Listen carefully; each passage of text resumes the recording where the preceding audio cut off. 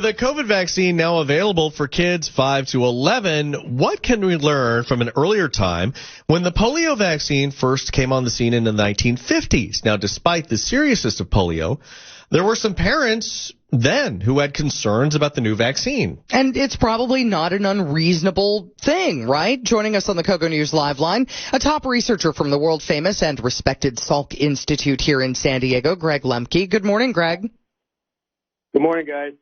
So how does the COVID vaccine roll out for younger kids compared to the time when the polio vaccine started to be used to protect kids?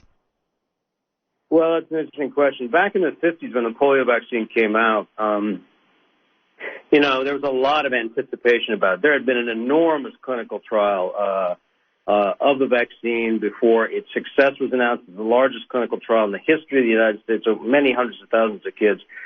So by the time that announcement was made, overall, most parents were chomping at the bit to get their kids vaccinated. And this seems to be different, but why? Well, that's a good question. I mean, the atmospherics around both the vaccines are really quite different.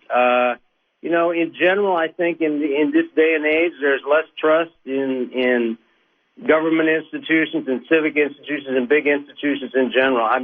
It is an amazing thing. When I'm kind of an oldster, when I was vaccinated against polio, I was vaccinated at my grade school, and that was the common thing all across America.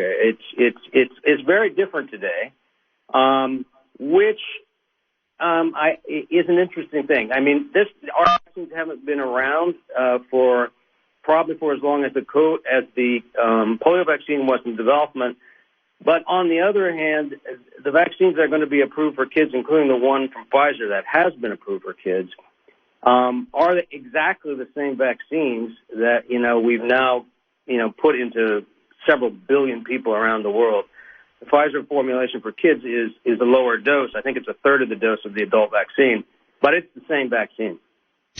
Does this mistrust kind of go back to that study that was out of England that had the MMR vaccine causing autism, the later discredited, but it was published. It was a widely published paper, and it seems like that kind of was the turning point for where everybody trusted vaccines to then you have a very significant number of the population who said, I don't trust any of this now. Yeah, that's actually a very, very good point.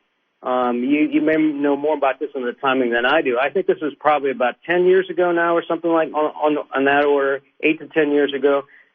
Yeah, and it was a paper published in a very reputable medical journal, I think the Lancet in England. That paper has subsequently been retracted.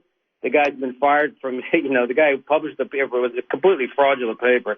He's been fired from his job. He's basically out of things, but that did penetrate into the popular culture, and you had celebrities like Jenny McCarthy, going on Larry King saying, these vaccines are dangerous, they're causing autism. I mean, there is zero evidence for any of that, but it really did penetrate into public awareness, and I think you may be right. That was kind of a pivotal event. The MMR vaccine.